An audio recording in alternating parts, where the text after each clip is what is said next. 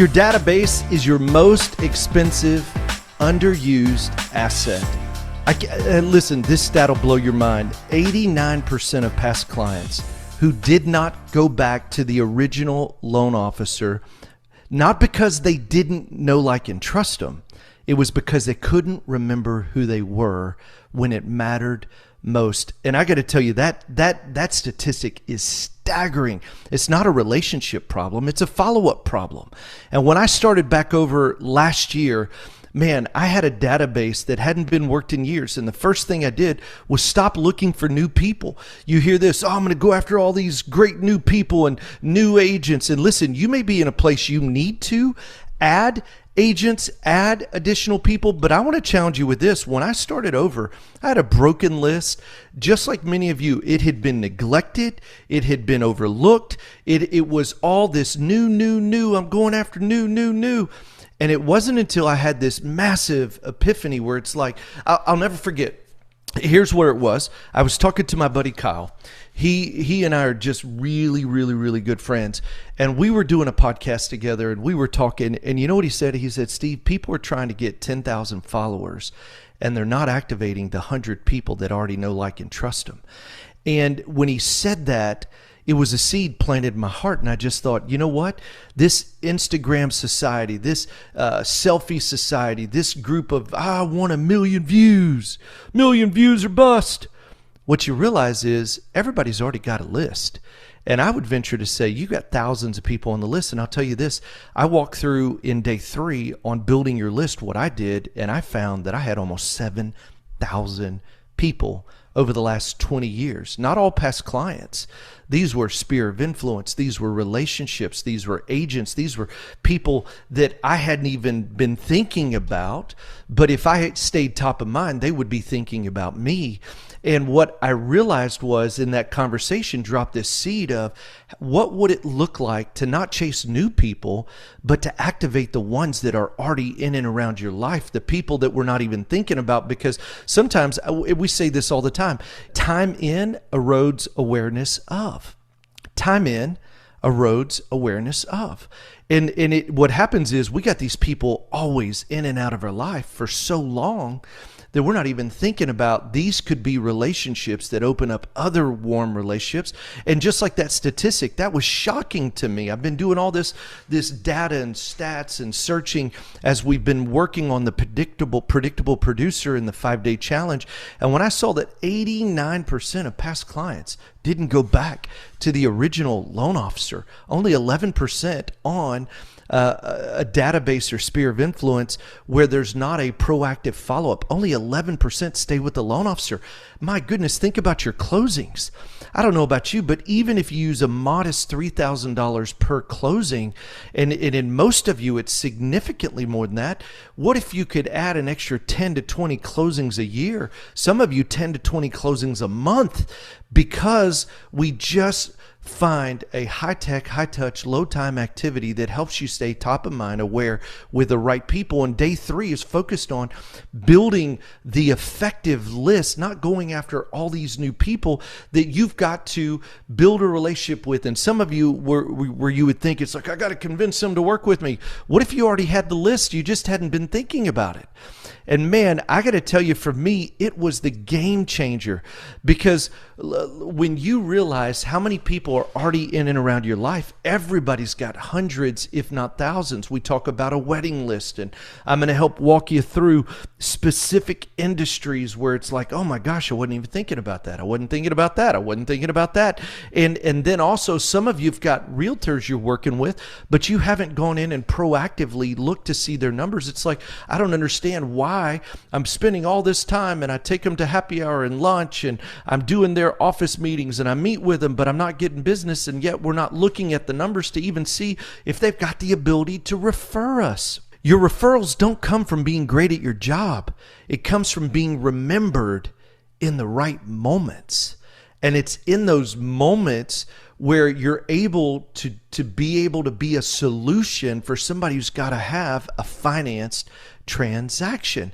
And so one of the things I'm doing in the 5-day challenge, and if you've not already joined, do it, predictableproducer.com. Today's the day all of this changes. the 7-category database organizational framework. And then how do I activate each of the 7 categories of who to call first? What do I say? What's the right order that gets the biggest result? That's what we do in day 3 of building your list. And so I want to encourage you that wherever you're at, once you've gotten the identity right, which we go through on day 1, day 2, you really know the number of activities. See, here's what's crazy too. It doesn't really take that many conversations to achieve your goal. You just didn't know what the number was. We addressed that in day 2, day 3. Hey, once I got a list, you're going to realize, I can't make a guarantee or income claim, but man, I'm telling you, I bet almost every person listening to my voice would never have to make another cold call if you just knew who to call. You knew the right order. You knew how to be effective with the outbound calls and the other proactive, easy to automate, easy to implement processes to stay top of mind.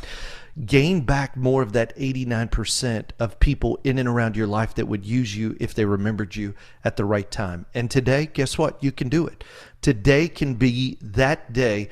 And for me, I have a dear friend of mine that I've had the privilege of just learning so much from, and we used to talk about this all the time. You thought the money was in your activity, and it is, but the real money's in your list. When you own the list, when you know who's on that list, you know how to activate that list in a really cool way, the money's in the list. And so my identity causes me to take steps to know what my business should be and do. And that's on day 2, knowing the numbers. But day 3 is when you begin to realize your list is a printing press. And I don't mean that disrespectfully. I've trademarked the phrase database to dollars, because for me, I really believe it. I believe your database is, it's not a database, it's a dollar machine. And I don't look at people disrespectfully and like, oh, you're just dollar bills to me. But when you realize the people in your database have a value associated with it, building those relationships and having the conversations, and you just realize, wow, not only can we have fun with the people we know, like, and trust, but in doing that, we can make a great living that is predictable each and every month. And so my encouragement is this: if you've got a broken, kind of neglected, misused database, I did too. When I got back in the seat last year, I got to tell you, it was scattered. It was on Excel documents and broken database. I mean, it was a mess. And if I can fix it, you can fix it. I promise. I am the worst at doing things like that, or I used to be, until I understood that every name, every relationship in that database, in my sphere of influence, in the agents that I used to know, like, and trust, but I had to warm up and build relationships again with, guess what? When I recognized the value of that list, I began to steward it differently. Hear me, steward, that's the word. See, what happened was, up until that point, I hadn't been stewarding my database. I had a bunch of names, bunch of numbers, but today can be the day you become a steward of your database, and that database will serve you well. That list will serve you well, because you'll know what to do with it. You'll know the right activity, and you'll know who are the most valuable relationships that you have. So my encouragement is this: join us on the 5-day challenge, Predictable Producer. It's on-demand content. I did that on purpose. I didn't want somebody waiting for another weekly call. I didn't want somebody waiting for, a 5-day live challenge where it was like, I can't take off at noon, or I can't do this. I did it on demand so you could have instant access. And I also made it super affordable, almost so low. Don't feel like the value is in what you're paying for it or investing in it. I did it so that you had the accessibility. I want this to transform your life. I believe it's going to be a catalyst, and when you have the right list and you understand the value to that list, you can steward it. And that's where in day 4, I'm going to show you how to put it all together in building the right calendar, and then how to ask for the business. And you're going to have an operational framework that will serve you and your business for the rest of your life and your family's lives, I believe.